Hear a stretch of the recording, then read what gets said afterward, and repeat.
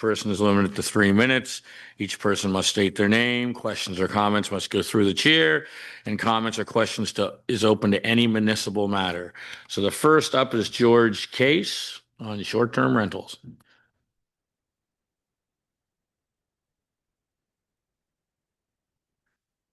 Okay. Hopefully I get through this in a couple of minutes. I'm usually much better off with a guitar in my hands than standing at a podium. I recently wrote to council and CC'd it to all the members here with regards to just my concerns on short-term rentals. And why it came to mind to me at the time was that I just came back from a short vacation overseas and heard it said a number of times what a nice neighborhood this was until Airbnb showed up, or what a nice market this was until, and I say Airbnb, I just mean any of the platforms associated with that. It's been a bee under my hide for a while. I question just about everybody sitting at this table with regards to their opinions on that during the last round of elections. Personally, I consider short-term absentee landlordism a threat to Lunnenburg and a threat to the ability for local people, especially those starting a family, to reside in this area. My daughter and her husband were able to afford a property in Foxburg years ago only because me and my wife helped them purchase that, and it was before the property market went crazy. I think what I would encourage for the Lunnenburg Council to do is to stop talking about it and actually define a definition of what short-term rental is for Lunnenburg that works for the town of Lunenburg. Halifax is to come up with some suggestions in their regulations limiting absentee landlordism or short-term rentals to non-residential areas or allowed in a residential area as long as it's the person's primary residence. I kind of like that definition myself. Are there places in town that are currently operating that do not meet any of those requirements? Possibly. But then the council, I would encourage you to look at grandfathering if that's something that's a consideration. But I noticed now there's probably going to be people talking tonight about the Brook Street development. Again, when you have a big development like that, if it's not clear that, short-term rentals are not going to be encouraged or be regulated some way in a facility such as that, then you're granting approval to build a hotel, not long-term housing. So I just wanted to come personally to follow up on that letter that I wrote to encourage the council to be proactive on this and not reactive about that. Some people may say, am I a part of the problem? I operate a bed and breakfast here in town. It's my primary residence and I'm zoned commercial. Is it a conflict of interest for me or is it protectionist? And I would say, yes, darn right it is protectionist because I'm out to protect this town and everything that this town stands for. I'm here proudly wearing my firefighter jacket. People at the museum know me. People at the curling club know me. My insurance brokers know me. The people at the folk festival know me. If you own a piece of property and you're from Toronto, people don't know you, and that's what I encourage us to be on the watch out for and be mindful about. That's all I've got to say. Thank you, George. Thank you. Next up is Heather Langell.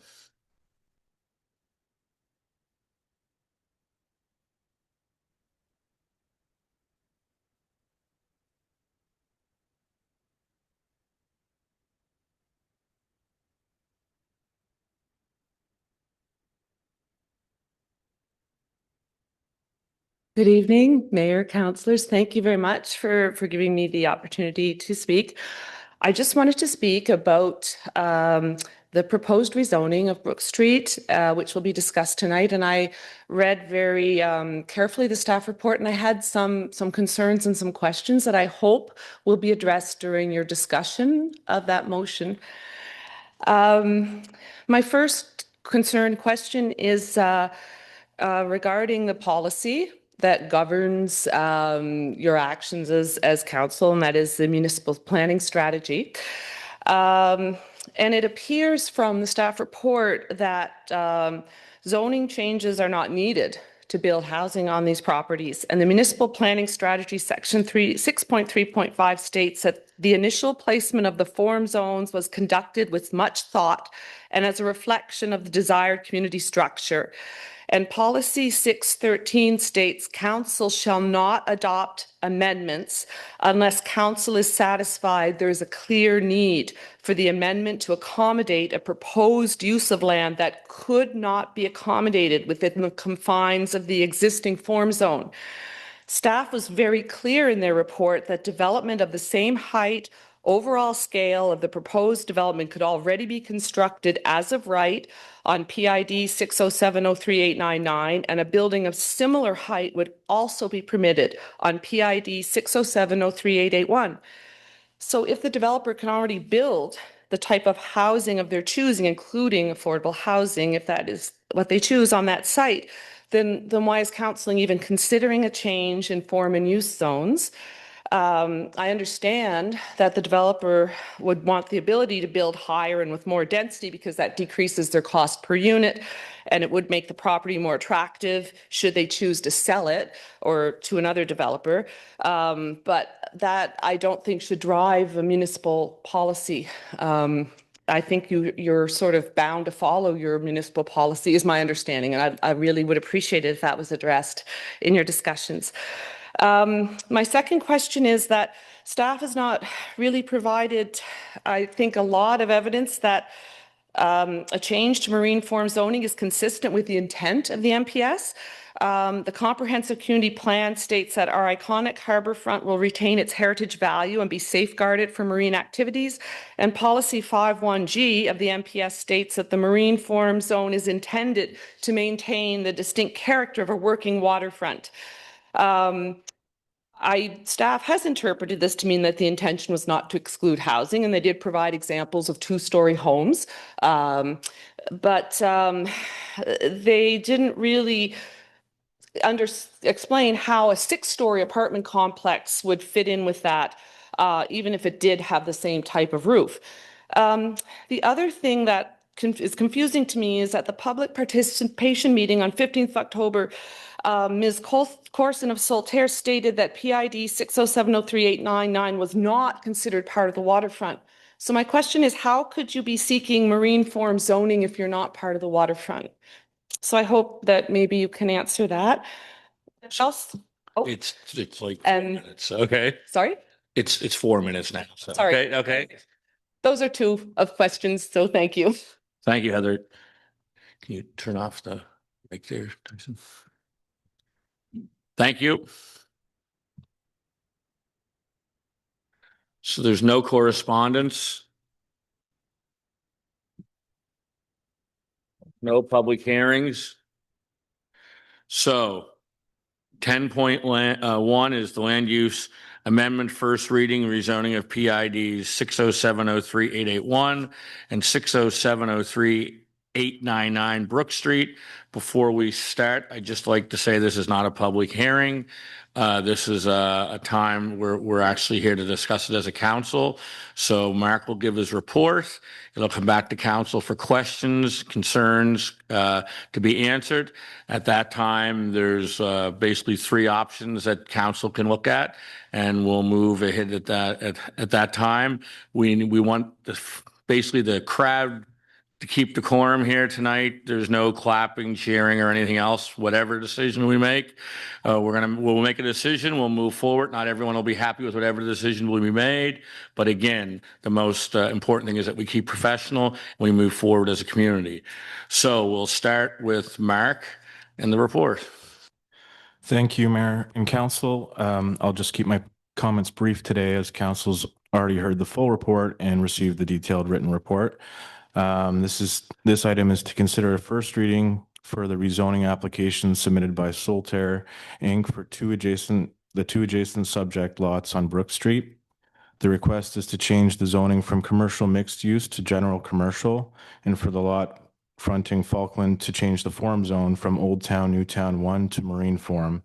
The proposal itself hasn't changed since you last saw it. It includes a step design with a 3-story building on the Falkland Street lot and a 6-story form on the lot behind it. Although the Marine Form zone allows for a taller structure, the developer has committed to staying within the existing 34-foot height limit on the Falkland lot. Under today's zoning, a building of similar overall height and scale could be built as of right, but the developer would be limited by current setback requirements and required to have a level of non-residential space on the ground level as required in the current commercial mixed zone.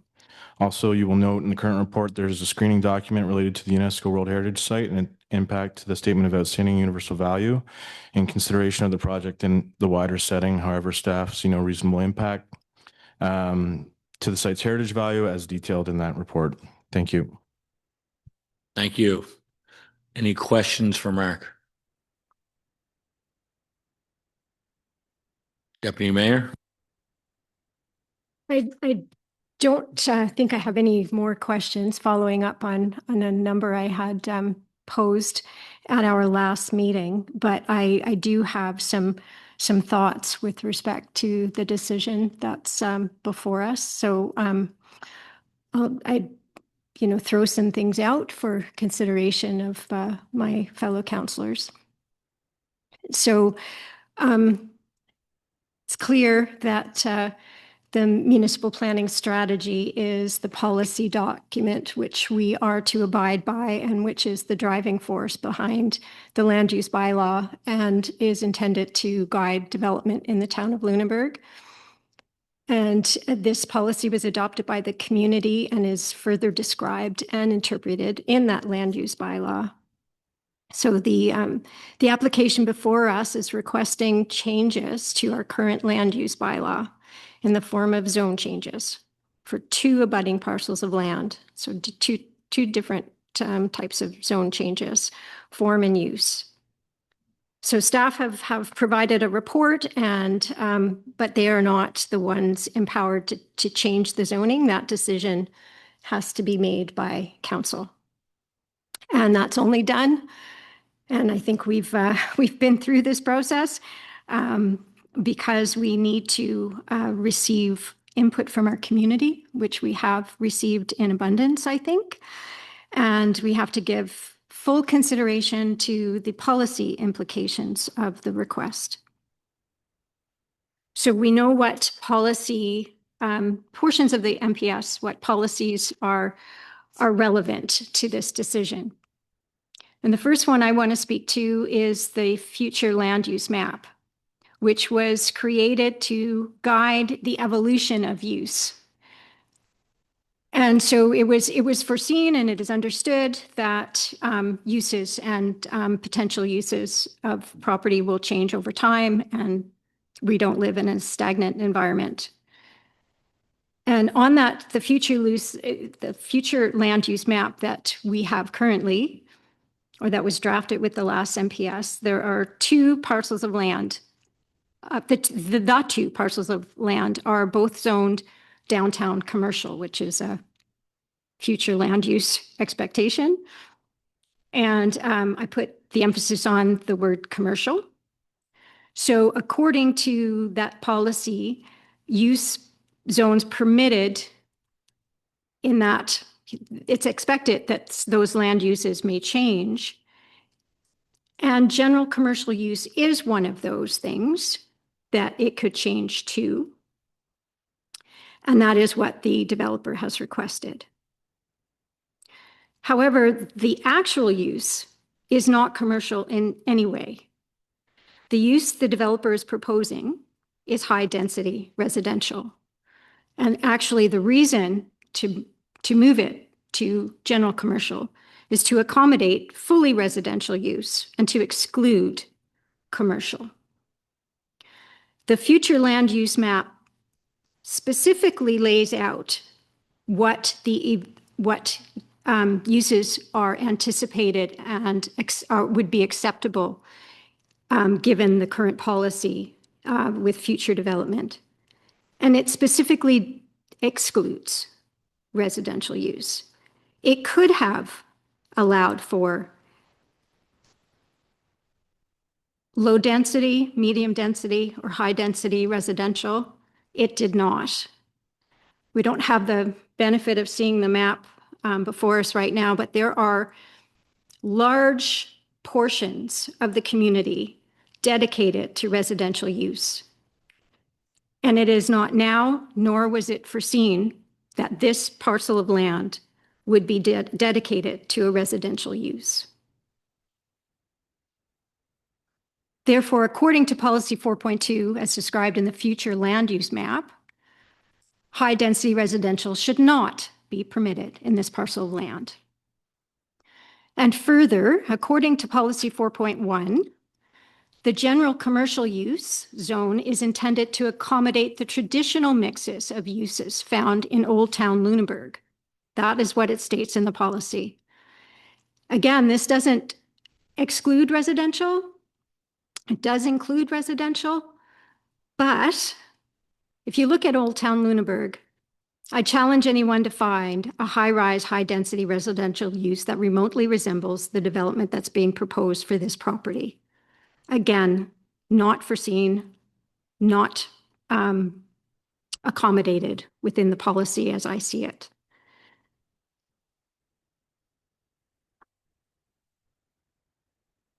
I still have the floor. Regarding the form zone changes, Policy 613 states that council shall not adopt amendments unless council is satisfied. Number one, that the policy is consistent with the description of form zone being requested. The proposal, once again, is for an entirely residential building, which bears no obvious relationship or consistency to the form zone being requested, which is marine form. As was stated earlier, the language in the policy to describe marine form does not speak to height or roof shape or to design, but rather to what is intended to maintain the distinct character of a working waterfront. It specifically names fishing, shipbuilding, and interpretive tourism operations. None of these working waterfront descriptions are reflected in a high-density residential building, as is being proposed.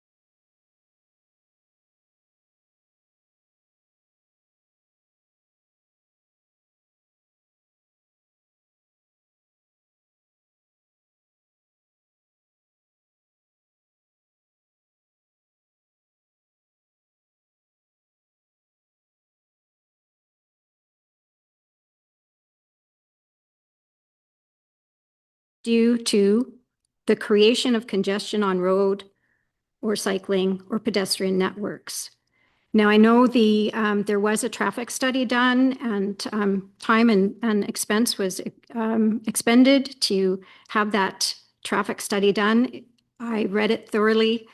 I don't think that there is particular relevance with the formulas that are created for much larger urban centers, but also there was little mention, if any, of actual parking. And although that's not the movement of traffic, it does impede traffic and impact the movement of both pedestrians, cyclists, and other vehicles on the road. So I am not satisfied that the zoning, that the proposed development is appropriate. And therefore, under that policy notation as well, I would not be comfortable in granting the amendment. So I would therefore make the motion that council deny the rezoning request for PIDs 60703881 and 60703899 as the request fails to meet the requirements of MPS policy intent, as noted. It's been moved. Is there a seconder to that motion?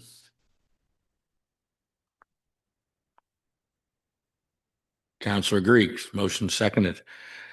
Any further discussion, question on the motion? Go around the room. I'll start to my left. Councillor Fullerton, do you have any discussion? Councillor Greek, Much of my thoughts have been summed up by the deputy mayor. Councillor Babineau, No, I did make some comments at the last meeting regarding this. I'll just say briefly that my concerns with this project from the start have been with the scale of it. And I think that based on the amount of feedback that we got from the community, that a lot of them feel the same way. And I just think that a scaled down version of this project would bring quite a lot of benefit to Lunnenburg while mitigating most, if not all, of the resident and my concerns. And so, yeah, that's my feedback really on the project. thank you. Councillor Strong, I think most of what I am thinking has been summed up by the deputy mayor. I did want to point out one thing, and maybe you can confirm this, staff can confirm this through the chair. I'm looking at this from a tax basis, and I know that residential is 1.36 per 100 assessment, and commercial is 3.358 per 100 assessment. And I just want to confirm that, because that's quite a, if there's no commercial in there, that's quite a interesting deal. Through you, Chair, off the top of my head, yes, 1.36 is residential. I'd have to double check, but I'm pretty sure it's 3.35. So this would be constituted within that scope. So you are correct. Councillor Daphne,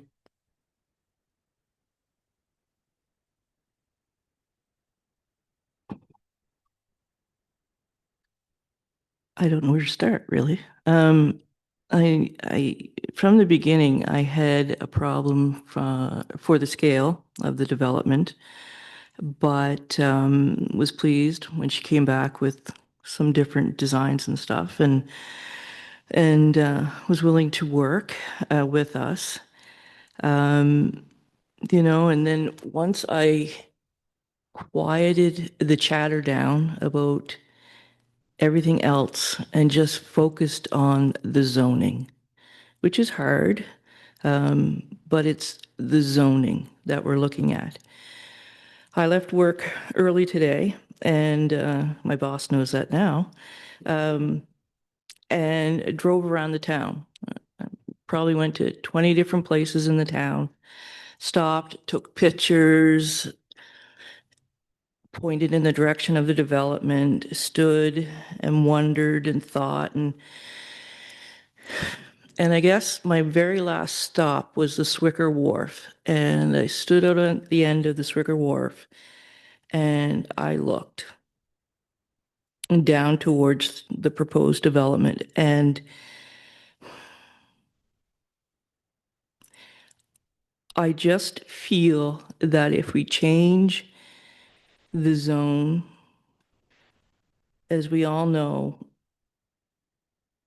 this could open up that whole area for the same size buildings. And for as much as I hear about the places to live, my gut feeling is if we change it and we allow developments like that have been proposed, then we lose part of the specialness of Lunenburg. And I know people, I have friends that can't and stand the tourism side of things, but let's be real. If we don't have the tourism, what do we have? And if I'm a tourist and I'm coming into town and I'm seeing all the high-rise buildings, which 6 stories or whatever, it sticks out. And I'm afraid if we change the zone, the tourist industry slowly peters off and we become just another place. That's my fear. Thank you. Deputy Mayor, do you have anything else? Okay, I'll say a few words. The Deputy Mayor basically summed most things up, but I will reiterate, number one, the future land use map is what I was focused on the last few days looking at it, and the fact that the last council, will all admit in this community, was probably the most progressive council when it came to development that ever existed. They were development friendly, and they didn't even consider this area to be zoned as a high residential development. They don't even mention residential in the uses, to be quite honest. They mention a bunch of uses, but not residential. And that was after, as we've been told many a times by many, a lot of public engagement by the entire community and the town approving the CCP in, I guess, late 2020 as their guiding document, which we've also been told many a times is one of the greatest guiding documents people have ever seen. So looking at that and looking at the futures map, not even that group foreseeing a 6-story high-density residential building in that area. I also feel that in the CCP, it mentions our harbor front and heritage value. And my personal opinion is if we lose our uniqueness and our authenticity of our waterfront, we lose our true identity.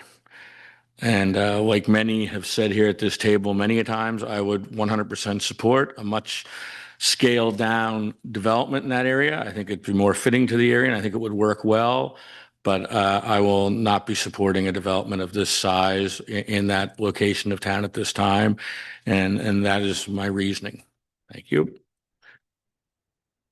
If there's no other comments. Yeah, Your Worship, requests can the Deputy Mayor repeat her motion before the vote for clarification? Thank you.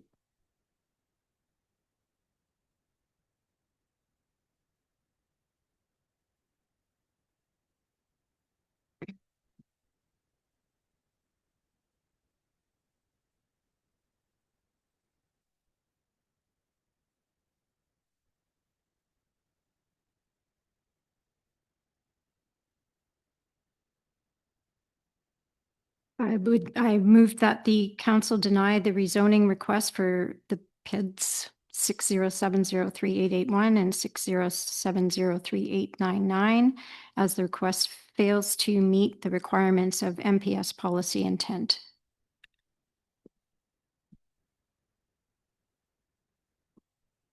Okay, the motion's been reread. Are you ready to vote? All those in favor, raise your right hand. Opposed? Motion carried 7-0. We'll move on to 11 under new business. 11.1, letter of support, LAF application to Community Capacity Fund through ACOA. There's a recommendation there. Would someone like to read the recommendation? Go ahead. I'd like to recommend that council make a motion that council endorse a letter of support for the Lunnenburg Academy Foundation's application to the Atlantic Canada Opportunities Agency's ACOA, that's a mouthful, Community Capacity Fund, and approve the town's participation in the project, including a financial contribution of up to $2,500 subject to successful approval of the grant. It's been moved. Is there a seconder? Second by Deputy Mayor. Any further discussion on the motion? All those raise your right hand. Opposed? Motion carried. Letter of support, LAF application to Nova Scotia Cultural Innovation Fund, ACOA. Someone prepared to make that recommendation? Go ahead, Councillor Strong. I would like to make a motion that council endorse a letter of support for the Lunnenburg Academy Foundation's application to the Atlantic Canada Opportunities Agency's ACOA Cultural Innovation Fund. It's been moved. Is there a seconder? Second by Councillor Fullerton. Any further discussion on that motion? All those in favor, raise your right hand. Motion carried unanimous. 11.3 is for information. 11.4, lease amendment, Lunnenburg Board of Trade Campground. Is someone prepared to move that? Councillor Babineau.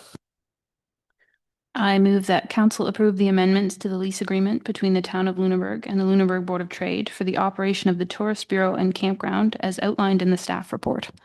It's been moved. Is there a seconder? Seconded by Deputy Mayor. Any further discussion on that motion? All those in favor, raise your right hand. Favor. Motion carried. You voted against? Or? No, for, okay, motion carried unanimous. Okay. Okay. Notice of motions, request, and council reports. I'll start to my right this time. So, Councillor Strong. I've got a raging headache, so I'm gonna pass on any councillors' reports tonight. Councillor Daphne.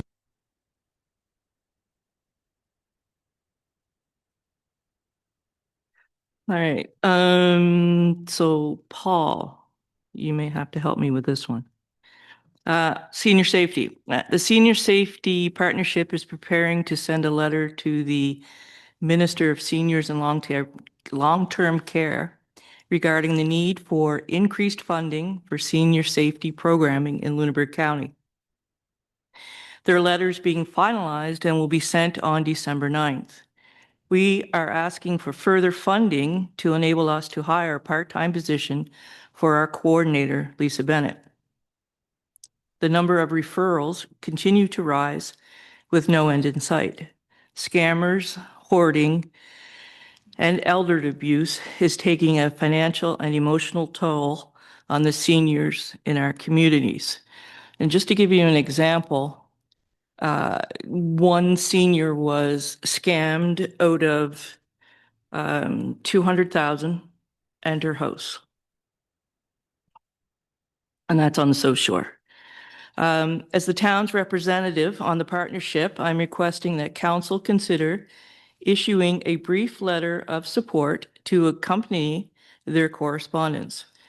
Because our next regular council meeting is not until the deadline date, December 9th, I'm asking council to consider two motions today. One to waive notice and one to approve sending the letter. Good so far? Okay. First motion, that council waive notice to consider a letter of support for the Lunnenburg County Seniors Safety Partnership Society. It's been moved. Is there a seconder? Seconded by Councillor Strong. Any further discussion? All those in favor, raise your right hand. Opposed, motion carried. Daphne. Second motion, that council approve issuing a letter of support for the Lunnenburg County Seniors Safety Partnership Society's request to the Department of Seniors and Long-Term Care for continued and enhanced funding and direct the mayor to sign the letter on behalf of council. There's a seconder. Seconded by Councillor Babineau. Any further discussion? All those in favor, raise your right hand. Motion carried. All right, now some fun stuff. This Friday night on the waterfront will be the place to be, 6 p.m. to 9 p.m. So many family-friendly fun activities to do. Eat, sing, be merry, and an opportunity to donate food and winter clothing to someone who needs help this season. I'm sure we all know what's going on, but Saturday, head to King Street for the Christmas market, 10 to 4. More things for the family and a chance to pick up some Christmas gifts. Parade starts at 2. Look for council in the parade. I, for one, will be having a good time, great time, probably embarrassing myself. Or you don't have to look for council and be a Scrooge. At 6 p.m., we will gather at the bandstand to ooh and ah as the tree lights come alive and cast their glow on the revitalized bandstand. I have sponsored 2 trees this year as part of Light Up Lunnenburg. The 2 grade 5 classes at Blue Nose Academy have been busy making ornaments for the trees. I am so grateful they eagerly took on this project for me.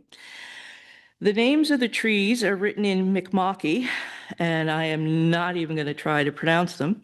In English, the trees are named Peace and Spruce Tree. The ornaments from last year's trees will be delivered to Harborview Haven for their tree this year. I am planning a little thing that I hope has all the feels. I feel and understand how overwhelming this season can be for many people, including myself. There's no time, no date. You will know when you see me, and my wish is to see you smile. You smile, I smile, we all smile. And I can tell you it will be in the downtown core when it occurs. The Lunnenburg Garden Club is doing their best to spread holiday cheer. They are making holiday table decorations for shut-ins. If you know of someone within the town limits who could use some cheer, please DM Ann Weeks, the name of the person and their address by November 29th. I'll be sharing a few names with Ann. And thank you to the Garden Club for doing this.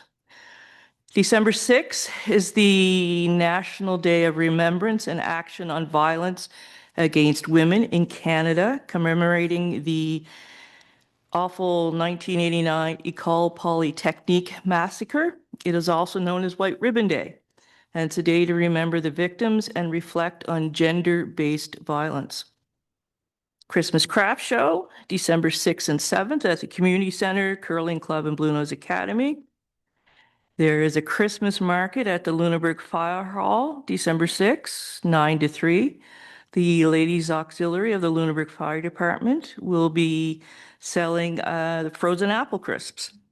And finally, the 3rd annual Yuletide Market is Saturday, December 13th, 10 a.m. to 4 p.m. upstairs at the Lunnenburg School of the Arts.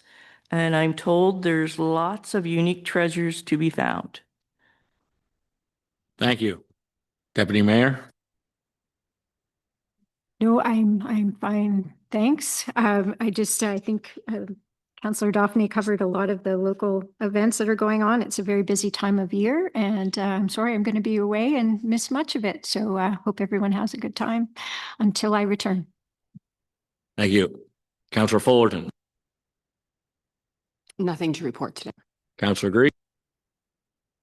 The only thing that I have today is just to state that even as grinchy as I am, I'm definitely excited for all the festivities this weekend and will be probably embarrassing myself right along with Councillor Daphne in the parade. So look out for that. Thank you. Councillor Babineau? And nothing from me. Thank you. And basically, Debbie's given us a highlight on what's coming up. Councillor Strong? Meeting. Yeah, so in between, we are having a celebration of UNESCO, and I thought I should mention that now. Keep your eye on the webpage and on the social medias for more information. It's going to be a fun time, I think. And this Sunday at 4 o'clock is a performance at St. John's Anglican Church that I hope isn't completely sold out by tonight. The Huron Castle Carol will be performed by Tom Jackson. And I think it's going to be a great event along with some local musicians. Thank you. And I really don't have anything to add because everything's been said, except for the fact that this upcoming weekend is one of my favorite weekends of the year because I love Christmas. So I hope everybody's out to see the parade. I hope we have a good turnout of floats and people on the sidelines, and hope for, if it's cold, it's cold. You can always dress one. We just don't want any rain or heavy snow. A little bit of snow would be lovely, though. So we'll move on to items for consideration of committee of the whole. We're actually not going to have a committee of the whole meeting on December 2nd. There's one item I think we could have dealt with that we can deal with in January. So our next meeting will be a regular council meeting on December 9th. So there's a lot going on between now and December the 10th or 12th with festivities, meetings, UNESCO, and different things. So we're not having a committee of the whole meeting. So just wanted to let the public know. The motion action list is there. I just want to let you know that on that motion action list, we're hoping to have certain items like short-term rentals and some of the highlights in the MPS and LUB prioritized. So early in the new year to get on like some of the things that we've been discussing here for the last year. Short-term rentals obviously was brought up tonight. Parking requirements has been discussed to death. Development agreements and height restrictions in certain zones in town. So those will be 3 or 4 of the high priority things that we've discussed. So that'll be put on early in January for staff to bring back some reports to us, and then we'll start the public engagement process and get the ball rolling. But again, they are top of the priority list. So if there's nothing else, basically a motion to move into closed session, and moved by Councillor Strong, second by Councillor Fullerton. Thank you very much, everybody, for coming tonight.